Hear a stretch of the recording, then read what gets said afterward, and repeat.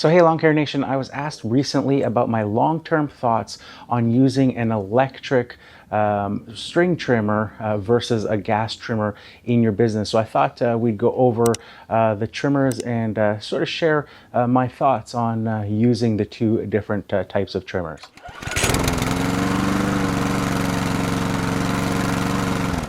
Okay, so somebody recently asked me through a message what I thought about the Milwaukee M18 fuel string trimmer now that I've had it for a while.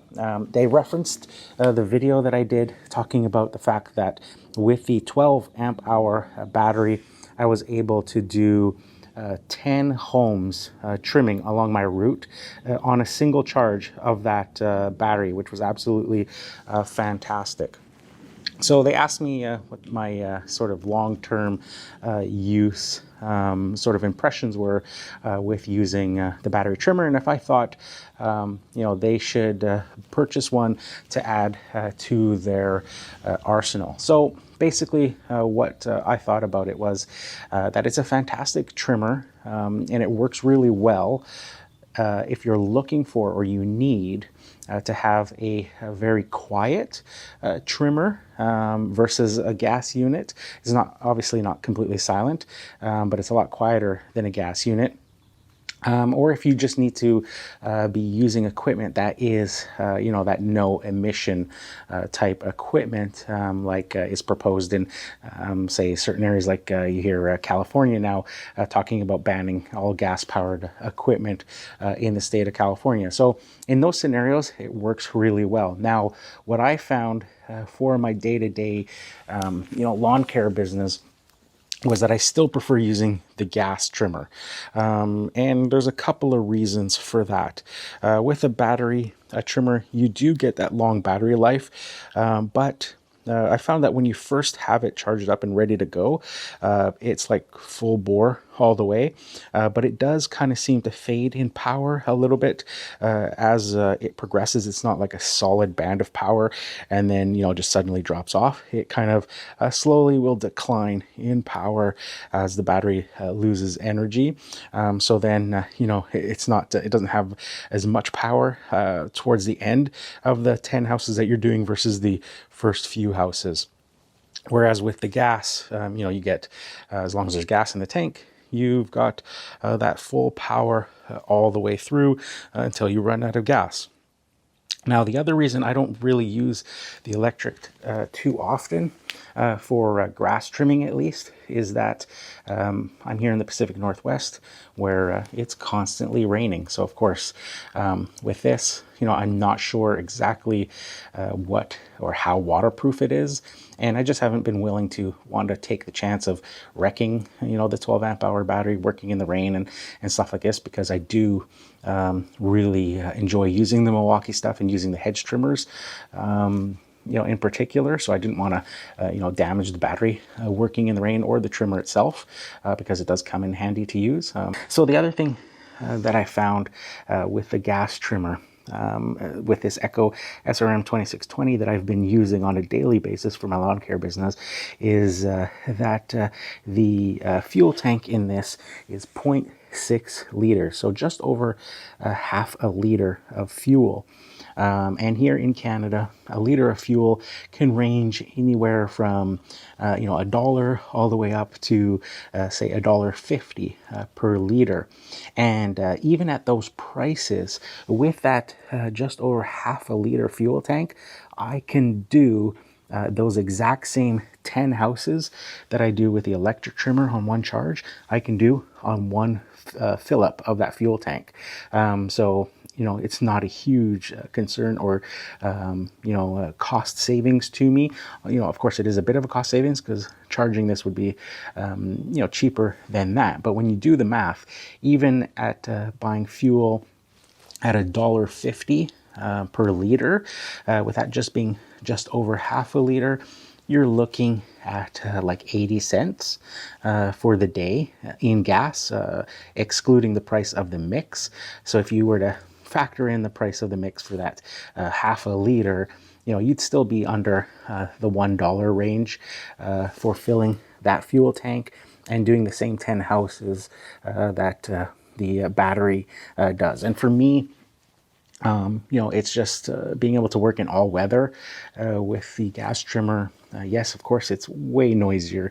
Yes, of course, it smells and it stinks really bad with a two-stroke mix and stuff.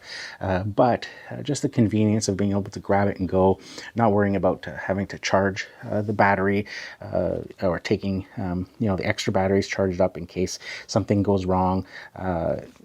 For the cost, if it was a huge cost savings, like say, $5 to run this a day versus the battery, then I would probably try to incorporate the electric trimmer a lot more. But because this really is essentially, probably costing me about 80 cents to 90 cents realistically per day to run to do the exact same amount of work that does on a charge, it really hasn't been a huge deal for me to add that now or to switch over completely to the electric. I like the electric and I still use it. I'll use it to supplement that. And that's what I told that person that reached out to me was, if you're looking to add it as a secondary trimmer so that you can use it maybe early mornings, to have a quieter option early in the morning, or as a backup trimmer, then it's absolutely fantastic.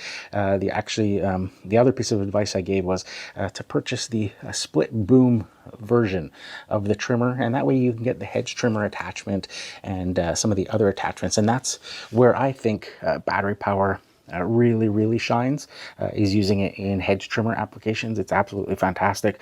In fact, for all of 2019, I didn't use any gas hedge trimmers at all. I went completely electric with the Milwaukee, both the handheld hedge trimmer and the split boom version of this that I also own. And with the articulating hedge trimmer attachment, in that sense, absolutely fantastic. And then to be able to have the string trimmer attachment for it as well, and use it as a backup trimmer, or in those quiet mornings where you want to get started early and not bother all the neighbors, then awesome option. But for day-to-day use, to just grab and go, I still prefer using the I still prefer using the gas string trimmer for doing all the line trimming and edging and stuff like that. So there you have it, Lawn Care Nation. Those are my long-term thoughts on using an electric string trimmer in your lawn care business. Like I said, for me at least, I don't think it's really worth it. Just the convenience of the gas, just being able to fill it up. For me, I don't need to refill it. It can get me through almost entirely the whole day. I can do the same amount of properties on that one tank of fuel as I can on the one charge of the battery. And, given the cost, it's not a huge deal breaker for the fuel, even with really, the expensive fuel costs here in Canada. It's still, for me, doesn't sort of tip the scales yet, given as well the price of the battery and all that. If you were to purchase that electric kit, can be really quite expensive. As an additional trimmer, a secondary trimmer, something to use in those early mornings to get started early and not bother neighbors, then it's absolutely awesome to have in addition to that gas string trimmer as well. And of course, if you want to be able to get some attachments, do the hedge trimming. You guys know I absolutely love the electric Milwaukee stuff for the hedge trimming. I don't think I'll ever go back to using gas unless it's a really crazy job with huge limbs and stuff that needs to get done. But for your regular maintenance of hedges and things, the electric battery stuff is absolutely fantastic, especially when you're working in such close proximity to your face and breathing in gas fumes. The electric stuff is just awesome in that scenario. I actually picked up a bunch more hedge jobs because I enjoyed using the electric trimmers so much more than using the gas trimmers for hedges.